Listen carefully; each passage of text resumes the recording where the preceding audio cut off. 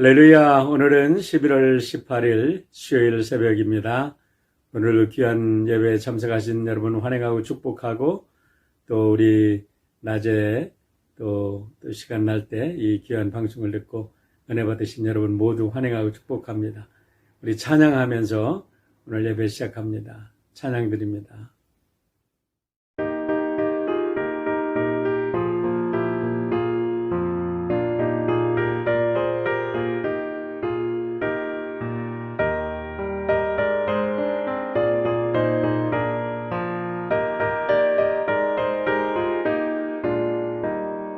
세상 모든 풍파 너를 흔들어 약한 마음 낙심하게 될 때에 내려주신 주의 복을 세어라. 주의 크신 복을 내가 알리라. 받은 속을 세어보아라. 크신 복을 내가 알리라. 받은 복을 세어보아라. 주의 크신 복을 내가 알리라. 세상 근심 걱정 너를 누르고 십자가를 등에 지고 나갈 때 주가 내게 주신 복을 세어라. 두려움 없이 항상 찬송하리라. 받은 속을 세어보아라. 크신 복을 내가 알리라. 받은 복을 모두 세어보아라. 주의 크신 복을 내가 알리라.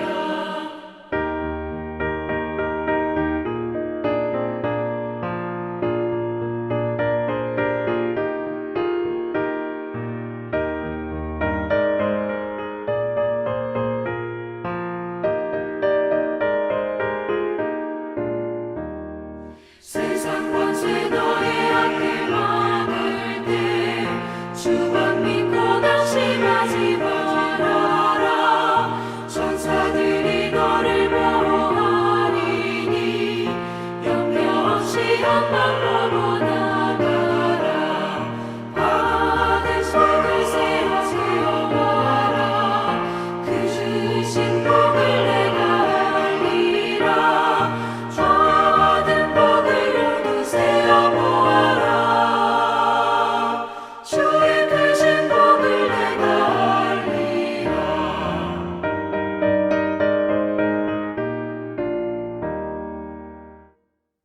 네, 다 함께 기도하겠습니다. 자비로우신 아버지 하나님 감사합니다. 오늘도 주님의 은혜로 복된 날을 맞이하였습니다. 이 아름다운 감사의 계절에 우리들의 마음속에 감사를 묵상함으로 감사할 많은 조건들을 찾게 하여 주심을 감사를 드립니다. 참으로 어렵고 힘든 지난 8개월 동안 늘 불안하고 염려했지만, 그러나 뒤돌아보면 우리 하나님의 귀한 사랑과 사랑하는 성도들, 사랑하는 가족들의 귀한 은혜로 인하여 우리가 여기 서 있음을 고백드립니다. 사랑의 아버지 하나님, 오늘도 말씀으로 우리와 함께 하시며 말씀을 통해서 우리를 인도하시고 축복하시는 하나님의 은혜를 덧입고 승리하는 주님의 귀한 백성들 될 수 있도록 인도하여 주시고, 하나님께 한없는 감사를 온전히 올려드릴 수 있도록 역사하여 주시옵소서. 감사하는 심령들마다 저들의 감사의 씨앗을 통하여 더욱더 큰 영광 받으시고 큰 열매, 큰 알곡 거둘 수 있도록 우리 귀한 성도들의 귀한 가정을 축복하여 주시옵소서. 감사드리며 예수님의 이름으로 기도하옵나이다. 아멘.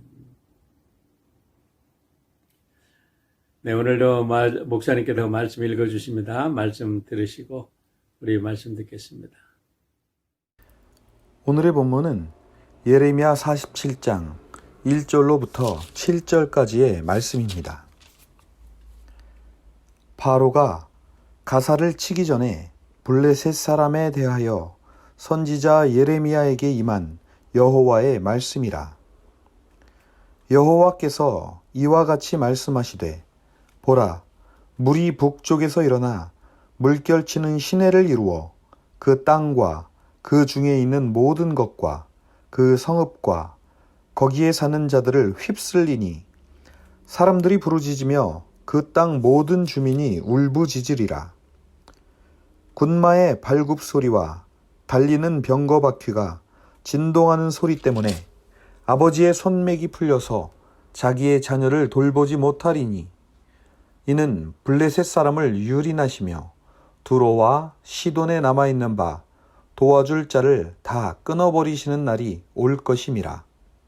여호와께서 갑돌 섬에 남아있는 블레셋 사람을 유린하시리라. 가사는 대머리가 되었고 아스글론과 그들에게 남아있는 평지가 잠잠하게 되었나니 내가 내 몸 배기를 어느 때까지 하겠느냐. 오호라 여호와의 칼이여 내가 언제까지 쉬지 않겠느냐. 내 칼집에 들어가서 가만히 쉴지어다. 여호와께서 이를 명하셨은즉 어떻게 잠잠하며 쉬겠느냐. 아스글론과 해변을 치려 하여 그가 정하셨느니라 하니라. 네, 오늘은 수요일이라 우리 뉴저지 연합교회 우리 고한승 목사님께서 말씀 전해 주십니다. 마지막 주간이라 그런지 목사님들의 말씀 한 말씀이 더욱 새롭습니다. 오늘도 귀한 말씀 들으시고 큰 은혜 받으시고 말씀으로 승리하는 우리 귀한 성도님들 되시길 바랍니다.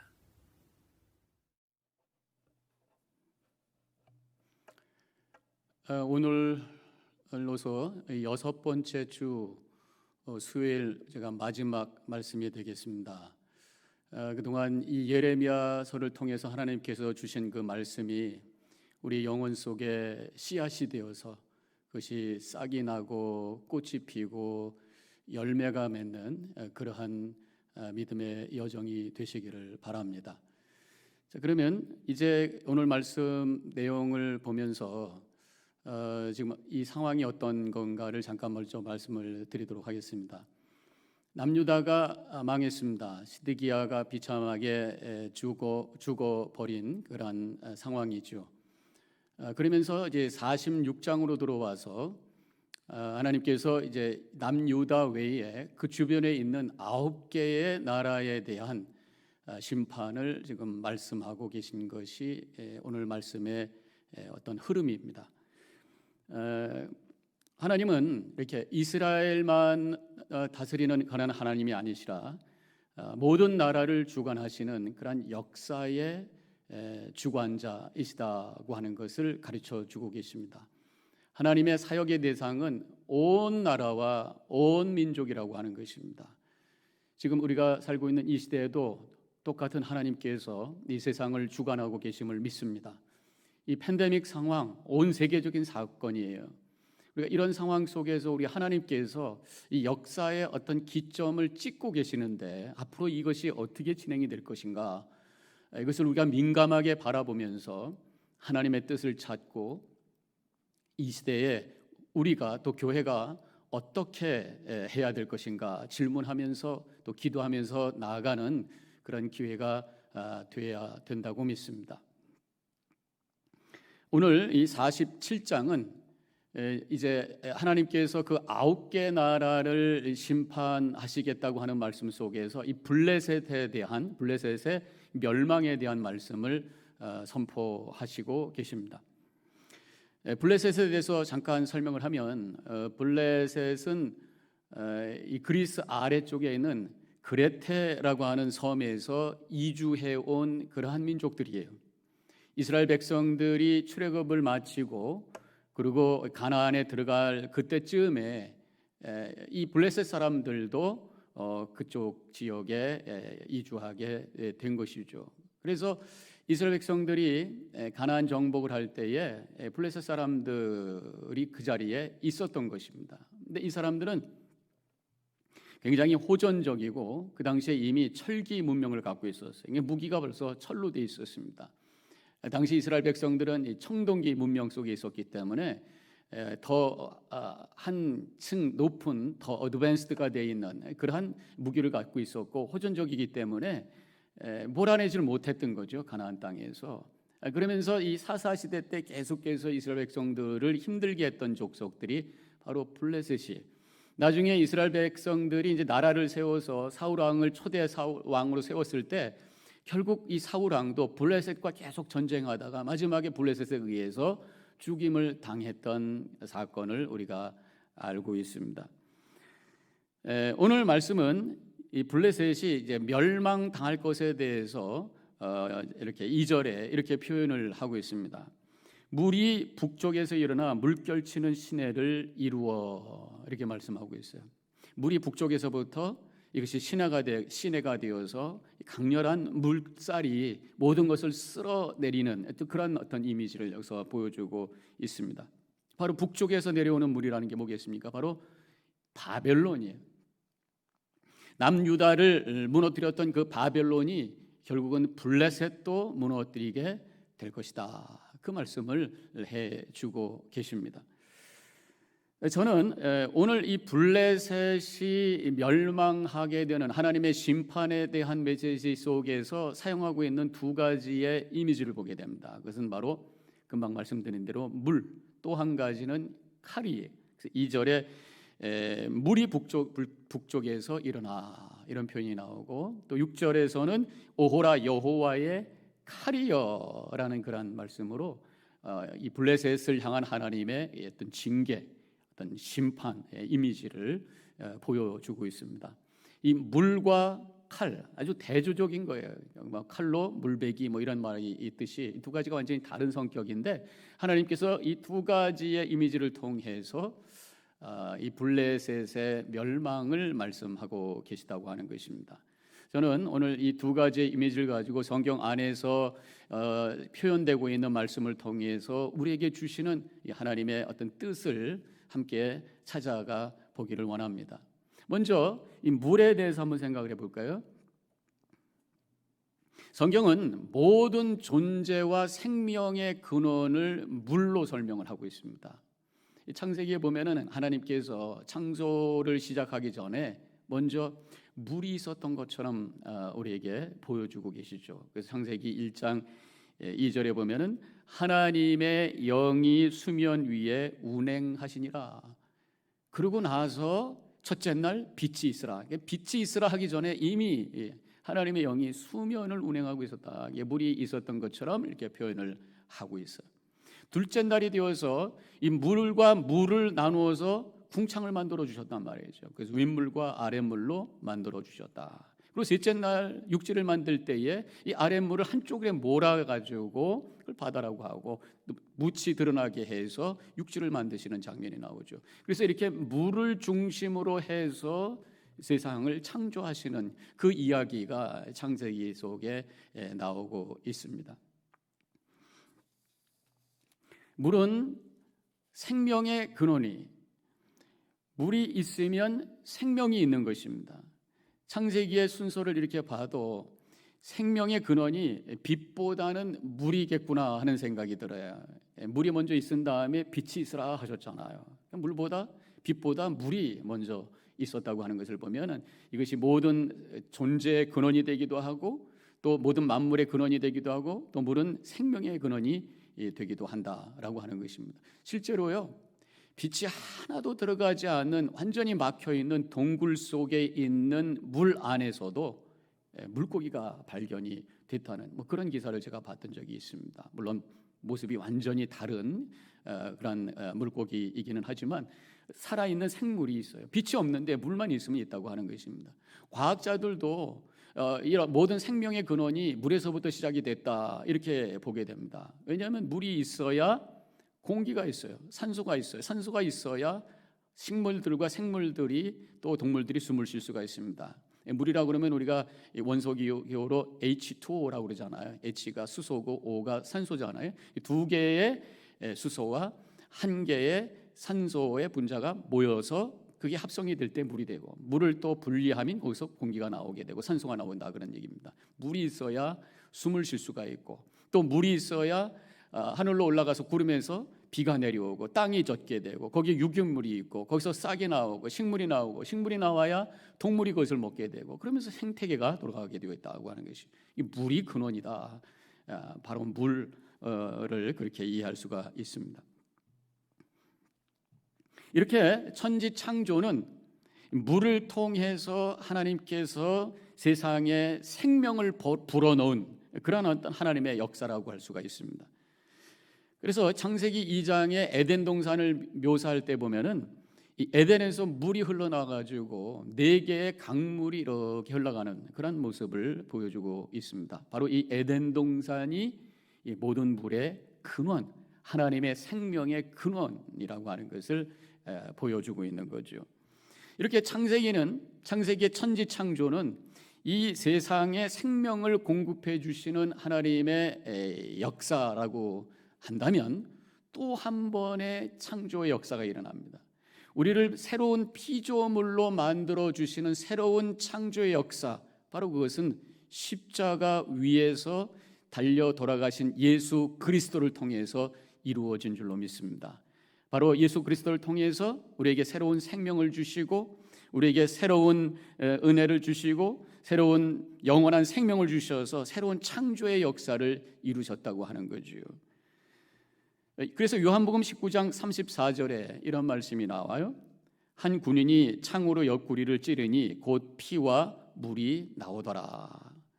사실 우리 몸에서 나오는 것이 피잖아요. 근데 피가 나오더라라고만 하지 아니하고 피와 물이 나오더라. 이 물이 나왔다라고 하는 것을 통해서 우리 예수 그리스도가 생명의 근원이라고 하는 것을 거기서 분명히 우리에게 말씀하고 계신 것입니다. 예수님께서도 스스로 이렇게 말씀하셨어요. 요한복음 4장 14절에서 내가 주는 물을 마시는 자는 영원히 목마르지 아니하리니 내가 주는 물은 그 속에서 영생하도록 솟아나는 샘물이 되리라. 예수님께서 우리에게 물을 흘려보내 주신다고 하는 것이. 사도 바울도 출애굽 광야에서 모세가 반석을 치게 해서 하나님께서 물을 주셨던 것처럼 그것을 기억하면서 우리에게 새로운 반석이신 그분이 바로 예수님이다. 그렇게 고린도전서 10장 4절에서 고백을 하고 있습니다. 생수의 근원이신 예수 그리스도 안에 새로운 생명이 있고 영원한 생명이 있음을 다시 한번 우리가 믿음으로 고백해야 될 줄로 믿습니다. 이 물은 이렇게 모든 존재의 근원이고 생명의 근원이면서 그 특징이 있어요. 부드러워요. 그래서 물을 보면서 생각나는 단어가 바로 온유함입니다. 물은 위에서부터 아래로 흘러갑니다. 가다가 뭔가 막히면은 그것을 피해가요. 자르고 가지 않아요. 피해갑니다. 또 가다가 막히면은 넘칠 때까지 기다려요. 그것을 확 무너뜨리고 가지 않아요. 이게 바로 물, 온유함이다라고 하는 것이.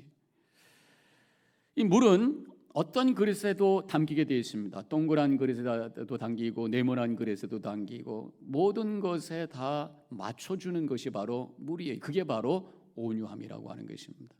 바로 우리에게 생명의 근원이 되시고 생수를 우리에게 흘려보내 주신 예수 그리스도가 온유하신 분이시라고 하는 것 성경에서 말씀하고 있습니다. 그래서 예수님께서 스스로 마태복음 11장 29절에서 이렇게 말씀하셨어요. 나는 마음이 온유하고 겸손하니 나의 멍에를 메고 내게 배우라. 그리하면 너의 마음이 쉼을 얻으리라. 예수님은 생명의 물을 보내주시는 분이기 때문에 바로 물과 같이 온유한 분이시라고 하는 것입니다. 우리가 그분을 믿고 그분을 내 안에 모시고 그분을 따라가면 우리도 온유한 삶을 살아야 마땅한 거예요. 사람들과 대화를 하다 보면은 어떤 분은 굉장히 이렇게 뾰족한 분이죠. 막 대화에 날이 서 있다고 그러죠. 그래서 보면은 긴장이 돼요. 뭔가 막 비난하고 비판하고 지적하고 그분들하고 얘기하다 보면은 상처받게 되고 뾰족하니까 잘못하다 보면 부딪힐 것 같고 그러니까 대화 속에서도 힘들고 피곤하죠. 근데 어떤 분하고 대화를 하다 보면은 그대로 받아줘요. 그럼 술술술 얘기가 나오고 편합니다. 대화를 하고 나면 쉰 것 같아요. 바로 예수님께서 온유함을 말씀하실 때 이렇게 받아주는 것, 이것이 바로 온유함이고 바로 받아줄 때에 우리가 그 사람이 쉼을 얻게 된다. 그런 말씀이죠. 우리 예수 믿는 사람, 예수님을 따라가는 사람은 온유해야 될 줄로 믿습니다. 예수님의 그 생명이 우리 안에 흐르는 사람은 온유해야 될 줄로 믿습니다. 이게 물은 부드러운 것이지만 이 물이 함께 모이면 엄청난 큰 힘을 발하게 되어 있습니다. 강물을 댐으로 막아 그럼 많은 물이 이제 모이게 되잖아요. 그 밑에다가 수로를 만들면 거기서 엄청난 압력의 물이 흐르게 됩니다. 그럼 그걸 가지고 터빈을 돌리면 거기서 전기가 나오게 되죠. 그것이 바로 수력 발전소예요. 그런데 그 댐이 만약에 무너진다고 생각해 보세요. 엄청난 물이 한꺼번에 흘러가면서 그 밑에 있는 많은 동네들, 도시들은 다 무너지게 되어 있습니다. 큰 난리가 나게 되어 있어요. 이렇게 물은 엄청난 힘인데 잘못하면 이런 파괴력을 발할 수 있는 힘이 될 수가 있다고 하는 것입니다. 그래서 오늘 말씀에서 2절에서 물결치는 시내를 이루어 바로 하나님의 심판, 바로 블레셋을 무너뜨리는 그런 하나님의 어떤 심판의 힘으로 여기서 표현이 되고 있는 것을 보게 됩니다. 성경에 보면은 하나님의 심판의 능력으로 이 물을 경험했던 적이 나오죠. 바로 그것이 노아의 홍수잖아요. 세상에 죄가 만연했습니다. 그래서 하나님께서 이 세상에 물로 가득 채워가지고 모든 걸 한꺼번에 다 쓸어버리는 그런 엄청난 이 심판의 사건을 우리가 성경에서 보게 됩니다. 이 물의 파괴력이라고 하는 것은 지금도 우리가 경험하게 되고 봤던 적이 있잖아요. 2011년 일본의 그 쓰나미, 지금도 유튜브에 가보면 그때 그 쓰나미 현장을 그대로 찍었던 것이 지금 기록이 되어 있는 것을 보게 됩니다. 너무너무 비참하고 너무너무 안타까우고 막 엄청난 그 나무들이 쓸려 내려가고 집들이 둥둥 떠내려가고 자동차들이 떠내려가고 사람들 떠내려가고, 그때 인간이 할 수 있는 것은 아무것도 없어요. 그냥 뛰어 도망가서 그것도 높은 곳으로만 올라가야, 그래야 거기에 희망이 있는 거잖아요.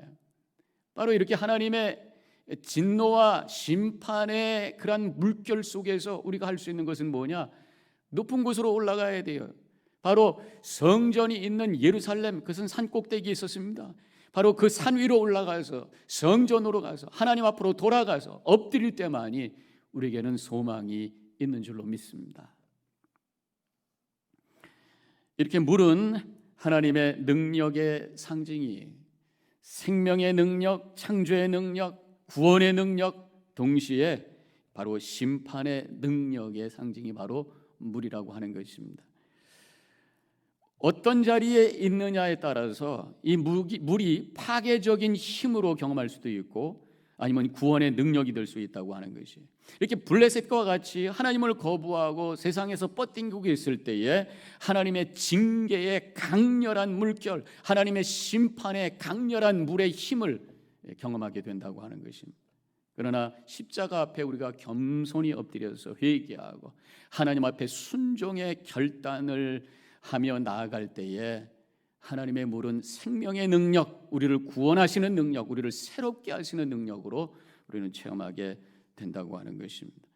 이제 우리가 바라봐야 될 것은 이렇게 징계의 물결이 아니라 은혜의 강물에 대한 비전을 바라보는, 바로 이 믿는 자의 비전이라고 하는 것입니다. 하나님께서 믿는 자들에게 주신 비전이에요.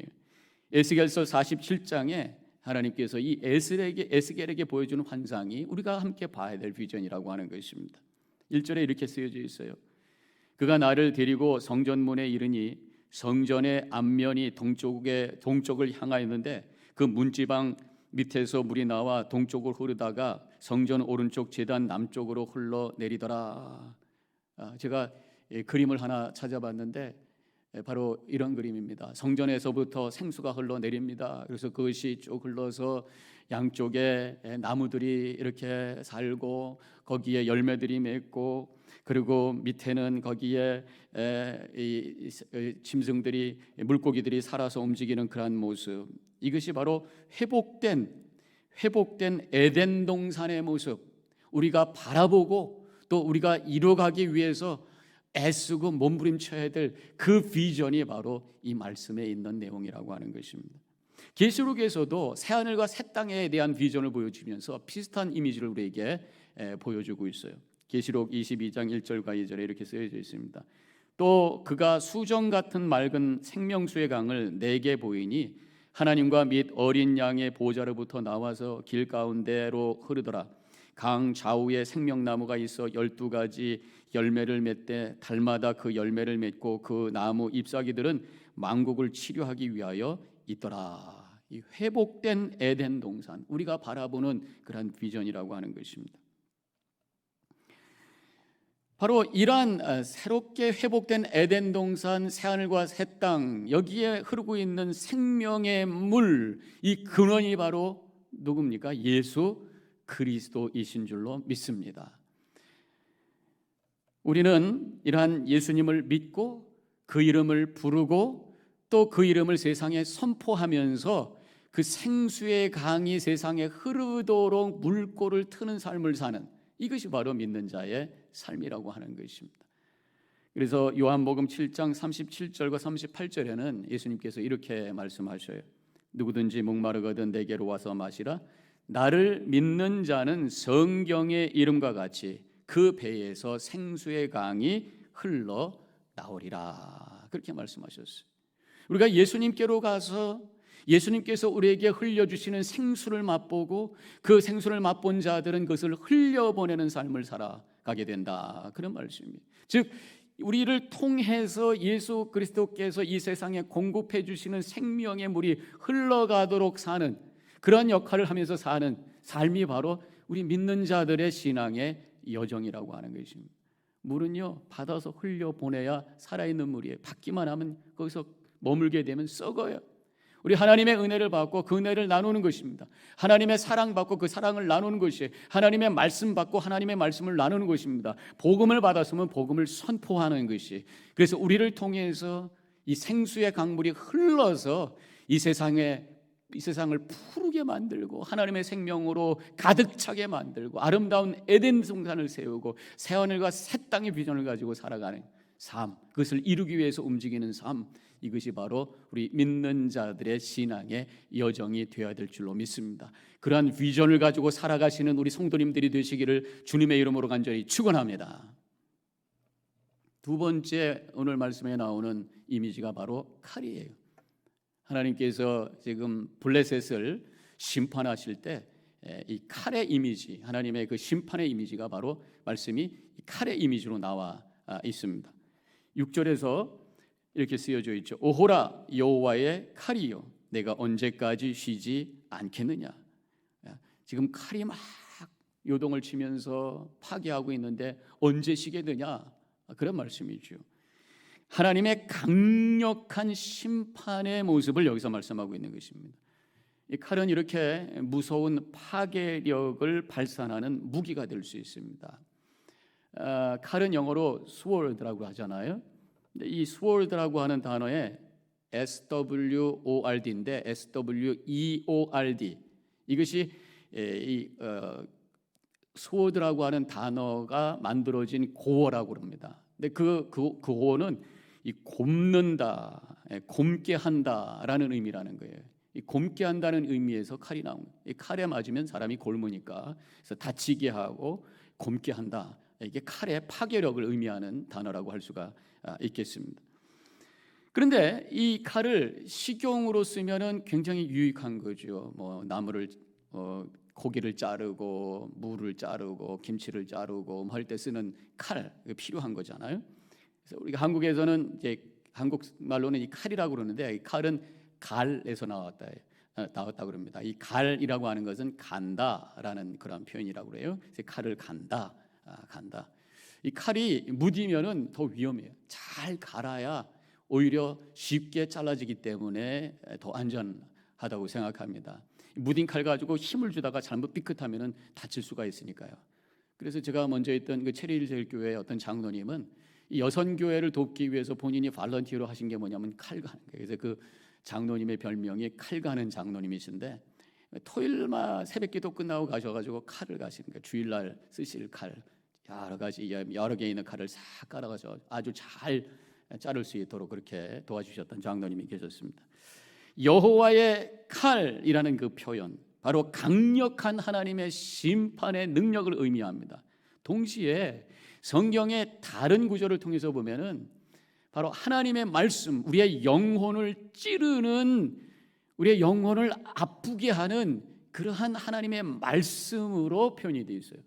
바로 히브리서 4장 12절에 있는 말씀이죠. 하나님의 말씀은 살아있고 활력이 있어 좌우의 날선 어떤 검보다도 예리하여 혼과 영과 및 관절과 골수를 찔러 쪼개기까지 하며 또 마음의 생각과 뜻을 판단하나니. 하나님의 말씀을 우리가 들을 때에 때로는 하나님께서 역사하셔서 우리 마음을 찌르고 우리의 영혼을 찌러서 아프게 한다, 그런 말씀. 성경을 이렇게 읽다 보면 어떤 말씀이 나에게 꽂힐 때가 있습니다. 와닿을 때가 있어요. 그 말씀을 가지고 묵상할 때에 하나님께서 내 영혼을 아프게 하시면서, 그래서 주님 앞에 무릎을 꿇고 통회하면서 회개자복하게 하는 그런 역사를 성령께서 해 주시는 것을 우리가 경험합니다. 하나님의 말씀의 능력인 것이. 사람의 말로 우리의 마음을 찌르면 기분 나빠요. 그러나 하나님의 말씀이 우리의 영혼을 찌를 때에 우리가 주님 앞에 무릎 꿇게 되고 겸손하게 되고 오히려 우리의 삶이 새로워지는 역사가 일어나게 되는 줄로 믿습니다. 그 사도행전에 보면은 사도행전 2장에서 성령께서 강림하시고 마가다락방에서 성령의 체험을 한 다음에 베드로가 일어나서 말씀을 전하기 시작하죠. 그때 그 말씀을 들었던 사람들이 마음에 감동이 오고 마음에 찔림을 받습니다. 그러면서 그 베드로에게 나와가지고 우리가 어찌할꼬 그러면서 질문을 하잖아요. 통회합니다. 그때 사도 바울이 사도행전 2장 38절에서 이렇게 대답을 합니다. 너희가 회개하여 각각 예수 그리스도의 이름으로 세례를 받고 죄 사함을 얻으라. 그리하면 성령의 선물을 받으리니. 그렇게 말씀하고 있습니다. 하나님의 말씀은 우리의 영혼을 찔러요. 하나님의 말씀은 우리의 영혼 속에 있는 골마 터진 부분을 잘라냅니다. 동시에 하나님의 말씀인 복음은 그 찔려진 또 잘라진 부분을 치료하고 회복하는 그러한 능력인 줄로 믿습니다. 그래서 우리에게 새로운 생명을 주시고 영적으로 강건케 하셔서 열심히 주님의 뜻을 이룰 수 있는 삶으로 우리를 변화시켜 주시는 줄로 믿습니다. 에베소서 6장에 가보면 전신 갑주를 입으라는 말씀이 나오죠. 그래서 머리부터 발끝까지 어떤 방어용 여러 가지 말씀을 해주시는데 17절에 가서 공격용 무기에 대한 말씀을 주십니다. 성령의 검 곧 하나님의 말씀을 가지라. 그렇게 말씀하고 있어요. 하나님의 말씀은요, 내 영혼을 찌르는 그러한 칼이 될 수도 있고, 또 하나님의 말씀은요, 나를 공격하는 악한 영들과 대항하여 싸우는 영적인 무기가 될 수 있다, 그런 말씀. 말씀을 통해서 내 영혼이 찔리고, 그래서 하나님 앞에 회개하고, 복음을 통해서 내가 치료받고 회복하고, 또 그 말씀이 나에게 영적 공격 무기가 되어서 세상의 많은 문화와 여러 가지 시험과 여러 가지 유혹으로 도전할 때에 그 말씀을 가지고 그것을 이겨내면서 악한 마귀를 넘어뜨리고 미래를 향해서 걸어갈 수 있는 능력의 삶을 살게 되는 줄로 믿습니다. 우리 예수님도요, 40일 금식하신 다음에 사탄에게 많은 그런 시험을 받으실 때에 말씀을 가지고 다 그것을 이겨내셨어요. 그러니까 우리가 말씀의 칼, 이 성령의 검 곧 말씀, 하나님의 말씀이 우리에게 있어야 됩니다. 근데 그 말씀이요, 아주 날카롭게 갈려져 있어야 됩니다. 그래서 우리는 매일매일 하나님의 말씀을 가지고 묵상하는 거예요. 묵상하는 것이 이게 영적인 검, 하나님의 말씀을 가는 일입니다. 오늘도 이 아침에 우리가 함께 모여서 말씀을 듣고 또 기도하고 이런 시간을, 영적인 시간을 갖는 것이 바로 이 성령의 검, 하나님의 말씀을 잘 가는 거예요. 그래서 하루에 시작할 때에 우리에게 공격하는 모든 것들을 다 이겨내면서 승리의 삶을 살아가는, 이것이 바로 하나님께 영광 돌리는 하나님의 자녀, 하나님의 백성의 모습인 줄로 믿습니다. 오늘 이 물, 칼, 오늘 말씀에서 보여주는 두 가지 이미지를 가지고 성경 전체에서 우리에게 주시는 말씀을 가지고 함께 은혜를 나눠봤습니다.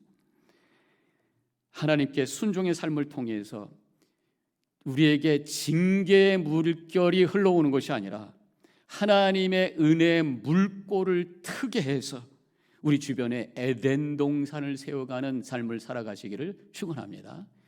또한 하나님의 말씀을 깊이 묵상하셔서 성령의 검을 날카롭게 만드셔서 오늘도 우리에게 도전하는 모든 악한 영들을 싸워 이기며 승리의 계가를 부르며 하나님 나라를 세워가며 하나님께 영광 돌리는 우리 모든 성도님과 제가 되기를 주님의 이름으로 간절히 축원합니다. 네, 귀한 말씀 내려주신 우리 고한성 목사님, 또 사랑하는 모든 모든 성도님들 축복하고 감사합니다. 우리 동부부터 중부, 서부 함께 우리 미국을 깨우며 기도하는 모든 성도님들 축복합니다. 이 시간 우리 함께 기도 제목 보시고 간절히 기도하실 때에 우리 모든 성도들 건강하시고 이 아름다운 감사의 계절에 감사가 넘치기를 축원합니다. 기도하겠습니다.